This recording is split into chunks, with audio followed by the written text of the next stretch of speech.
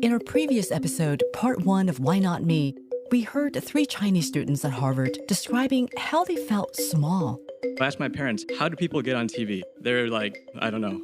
And so I was like, to my parents, why not me? Why can't I try that? And they're like, you're Chinese. Why would they choose a Chinese, short, not so great looking person over a tall, beautiful American person? Or who made them feel inferior? She denied my ability to teach English simply because of my identity, an Asian guy from China.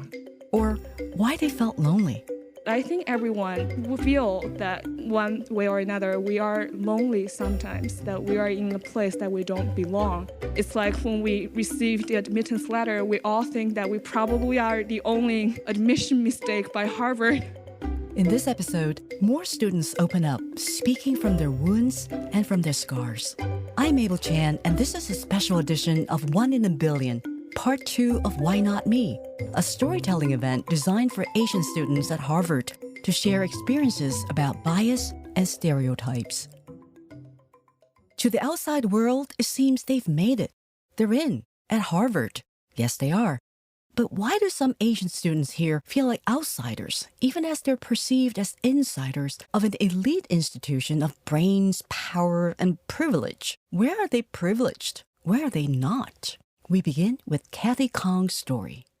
I'm Korean American. I'm so thankful for this space. This lecture hall is actually incredibly meaningful for me. 2 months ago, I got here and I was really drawn by a lecture that Dr. Josephine Kim here at Harvard Grad School was giving. The title of her talk was The Damaging Effects of the Model Minority Stereotype. And immediately I was like, whoa, I've never, heard a lecture title like that. As I was listening to her, I felt I was getting really emotional and I wasn't sure why.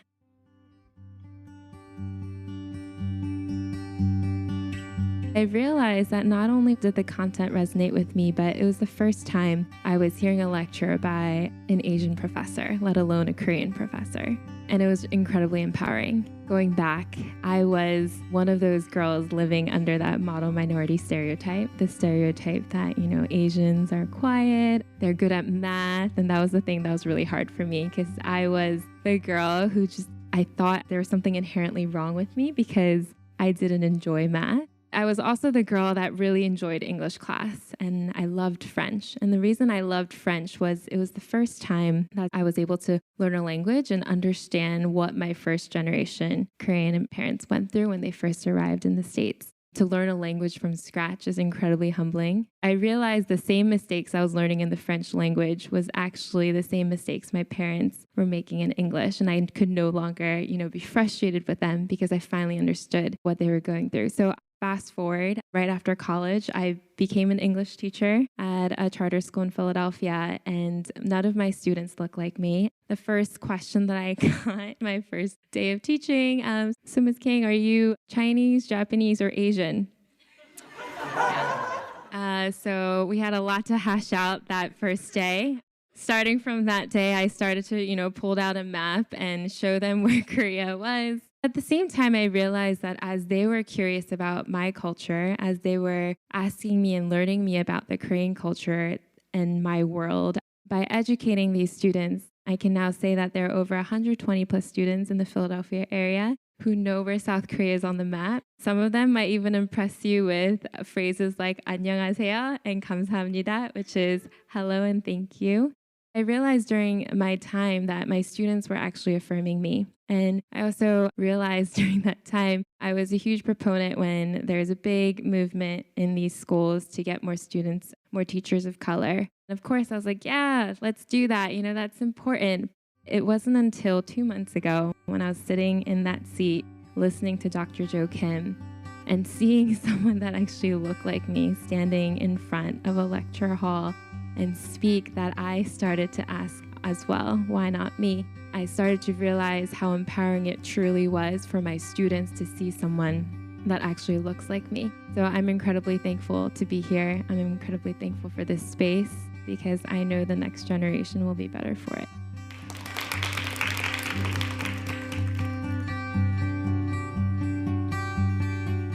Our next story from Sylvie Wong. Her drastic transition from Hong Kong to Maine for college forced her to confront her name. and her identity. For me, it was always the first few minutes of class when the professor goes through the roster to take attendance. Strange, I know. But it gets me every time.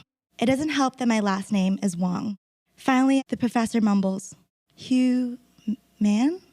Without fail, this triggers chuckles and looks around the room, as if the fact that my name sounds like human is the funniest thing they've heard all week. My name, Hugh Man, is pronounced in Chinese as Xiao Min. These characters directly translate to sunshine, active, and energetic. Instead of praising my parents, who apparently had impeccable foresight and encapsulated my disposition, hobbies, and strengths all in 2 Chinese characters when I was an infant, I felt a sense of shame, a strong desire to distance myself from this rigid marker that distinguished me from the rest of my peers. Today, 5 years later, through articulating my feelings to friends and family, I understand that while these pounding thoughts were occurring only on my frequency, they stem from this inherent fear of being othered and are nonetheless authentic and powerful. I have come to understand that no one chooses what their name is, and no one chooses where they're from. As we acquire the tools and the consciousness, we are agents in crafting our own identities. Instead of feeling neither American enough or international enough, I am proud to be a hybrid, a jack of all trades, an active listener to children with identity and mental health issues. Thank you.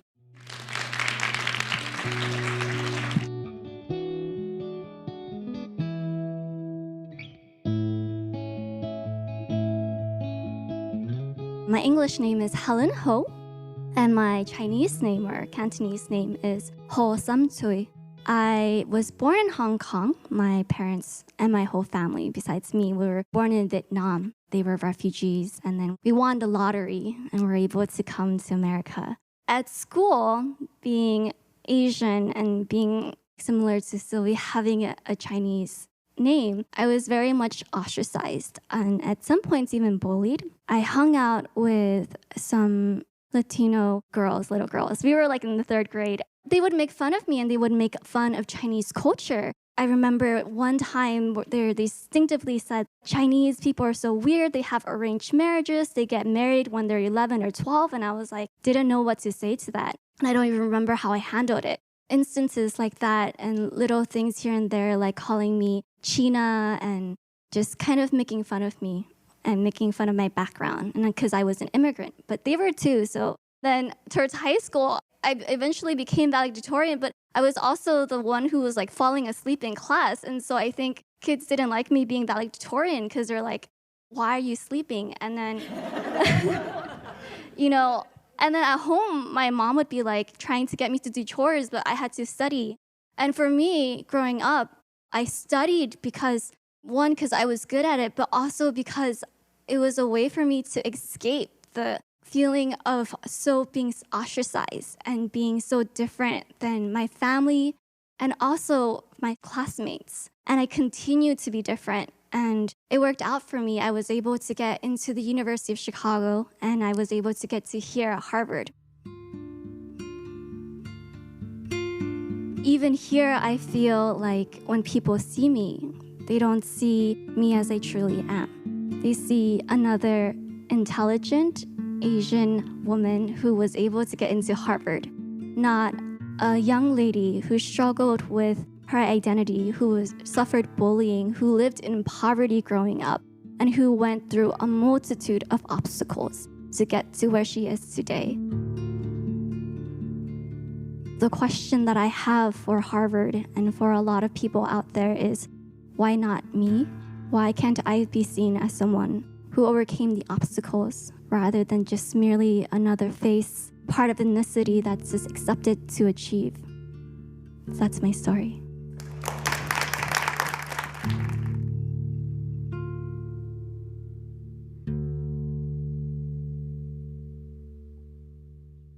My whole life, I've always wanted to make my mom proud. She's a single mom. She raised me up in a low-income neighborhood. We've gone through a lot of things. That's Tony Vu. His mother fled to America from Vietnam as a refugee. For a long time, Tony put a lot of pressure on himself to live up to her ideal of a successful son.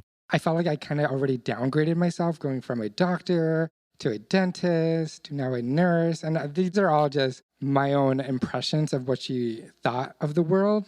And so I worked really hard to get into nursing school. But he quit the nursing program at Washington University after 1 year. I started just crying.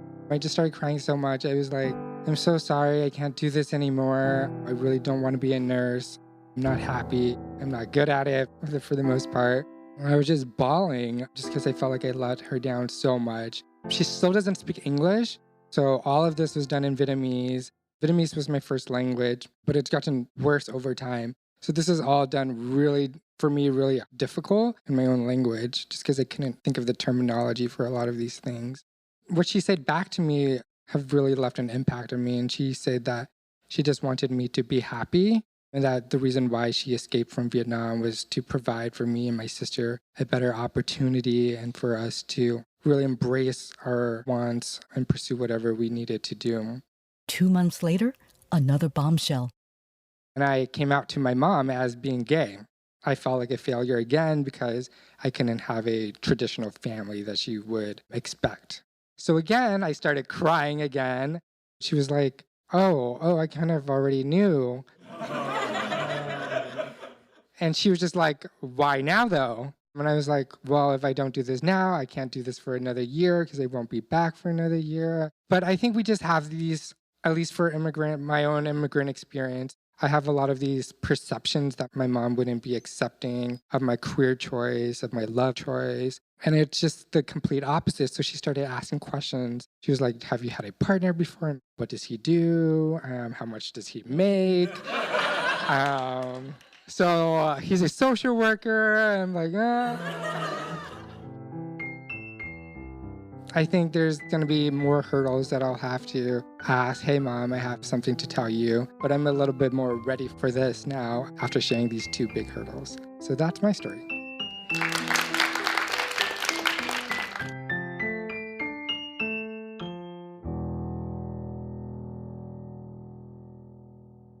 Our next storyteller is Jundong Wu from China.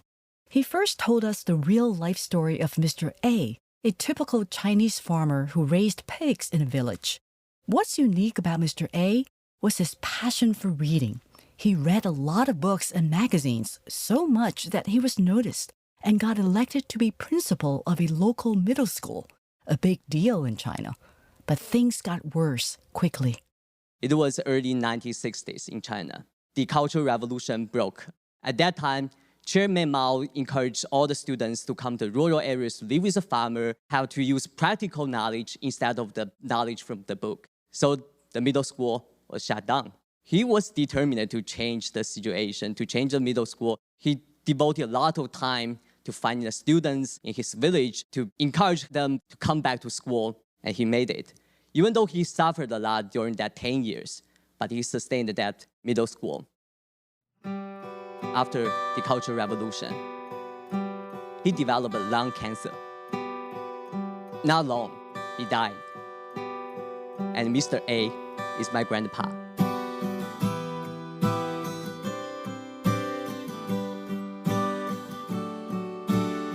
My grandpa has the most profound impact on me. It makes me believe not only education is so important to impact people, but also the spirit of public service. I didn't realize that. I didn't know the story. Before he died, I was just like any naughty boy at that time, go to the net bars, play the video games day and night. I skip all the classes when necessary. Yeah, even not necessary. But after that, I just realized my life should be different. I just changed my lifestyle and then study hard. And I became the first person in my whole family to go to Beijing to study and in a top university of China. So Harvard opened a new life for me. In Kennedy School, even there is very diverse, but people have bias. If you say you come from China, okay, your media is not good. So what your opinion is biased. So whatever you say. So at that time, I was kind of frustrated. But whenever I feel frustrated and feel hard choices to make, I will think of Mr. A, my grandpa. And will remind me my passion, to make education accessible to others. This became my lifelong mission. I started a non-profit education program for rural migrant workers in Beijing, even though my major is a lucrative business major in China, but I spend most of my extra time doing the education non-profit. Nowadays, whenever I again feel frustrated, I will think of the scenario in 2017, in a sunny afternoon in May, that my parents, who has never ever been abroad, would stand in Harvard Yard besides John Harvard statue and take a selfie with me and the John Harvard statue, and then post in WeChat or Weixin and say, I was so proud my son has graduated from Harvard.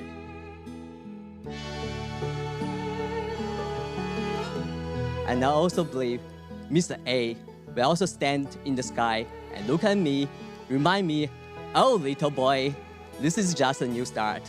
Don't be so proud of yourself. It's just a new start. Remember who you are. And thank you very much.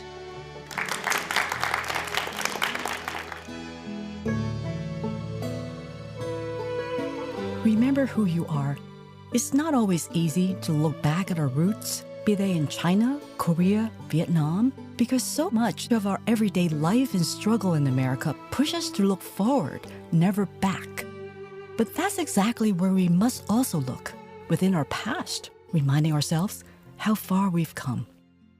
Our Asian heritage, our personal history, and immigrant experiences are fertile grounds for the seeds of our American dream. All that variety and richness are perhaps part of what got us into a place like Harvard. We all belong here because this is where we've landed. Through storytelling, we own the key to unlock the fears we've locked within ourselves. As we go through life, we'll also come to see we have the power to change the lock, change the key, change our own story as we change the way we see the world, our experiences, and ourselves. Next month, we'll launch a special holiday edition about family, growing up, and dreaming of a new beginning. Do you have a story to share with us? Just go to our Facebook page or website, pitch a story at chinapersonified.com, or email me your audio story, maximum 5 minutes. I'm Mabel Chan. This has been a special edition of 1 in a Billion.